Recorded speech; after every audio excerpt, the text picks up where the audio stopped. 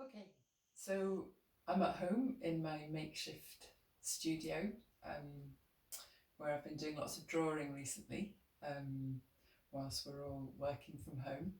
And I've got some folders from the Raasay project, patterns of Flora, mapping Seven Raasay Habitats. So I just thought I'd go through them and have a look at what's there and tell you a little bit about how I used drawing in the project to explore the plant habitats on the island and how I developed the designs that then made the surface patterns for the ceramic pieces for Raasay House. So I was invited up to Raasay by Emma Nicholson, who was the director of Atlas Arts at that time, and I spent quite a lot of time roaming the hills and looking around the island and taking photographs of plants. And I've got all these old pictures that I took of various plants that I thought were pretty or interesting or curious. And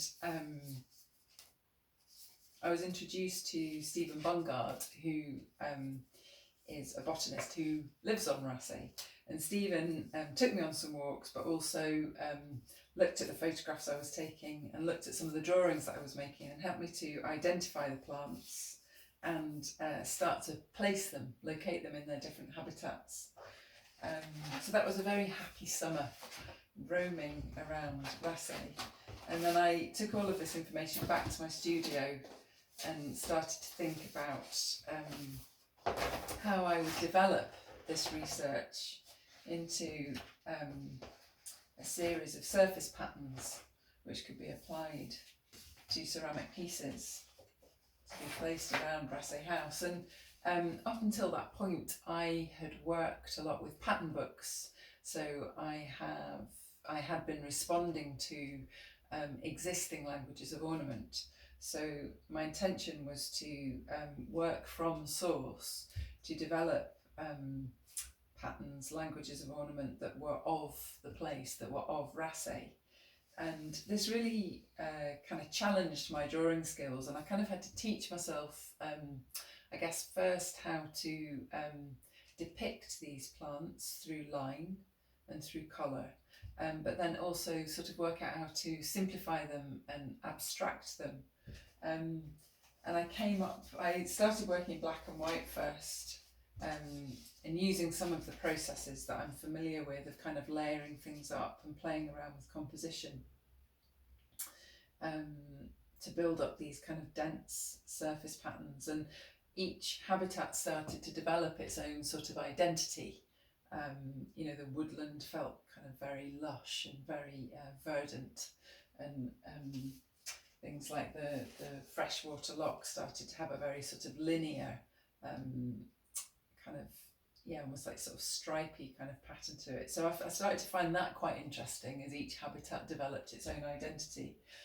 But when I started to introduce colour, it became incredibly difficult because I was working with plants that would be in flower at in different seasons, at different times of the year, and the colour palettes became quite complicated.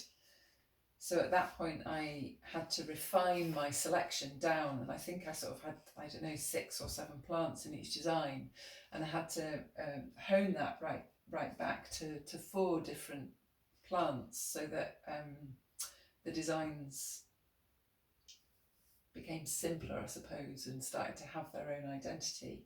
And once I'd made that decision, then the colour palettes started to emerge. So I went from these sort of quite complex colour palettes down to a much simpler set, where they really started to have their own identity. And I guess I was really delighted by that, because that was my sort of premise, if you like, that locations and places feed into languages of ornament, feed into decorative art, and they're of their place and they're of their location. So this one here, which is the coast design with the pink of the sea thrift, and then the lovely sort of turquoise, and then bright acid yellow of the roseroot. Those are really sort of colours that I strongly associate with a coastal landscape, a Scottish coastal landscape. So it was really kind of satisfying to start to see these different identities for the different habitats emerging, and to kind of walk a line, I guess, between something that was abstract but was still representative of the original flower, because we had decided that we wanted to create this map of walks across the island so that you could encounter the ceramics in the house and then pick up this map and go on the various walks across the island to different habitats which Stephen Bungard had helped me to identify. So you'd be able to use these to spot some of the plants as you went along your walk. So kind of walking that line between something that was abstract but still identifiable as the plant was quite an interesting challenge.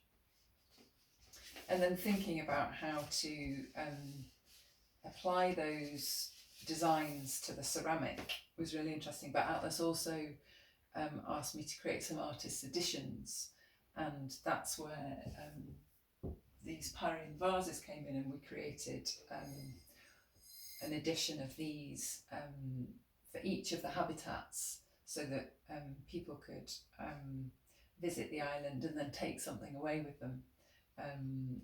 And so adapting those designs to fit this slip cast Parian vase was quite an interesting challenge. And we also created a colouring book, and I've got one of those here. And again, that was a really a nice addition for people to take away. And what we've done recently during the period of lockdown is make this colouring book available for free. So you can go onto the Atlas Arts website at the moment and download an A4 printer friendly version of this colouring book, so that you can spend some time at home exploring these patterns and adding your own colour palettes to them. So yeah, I think that's probably all I want to say. Thank you very much.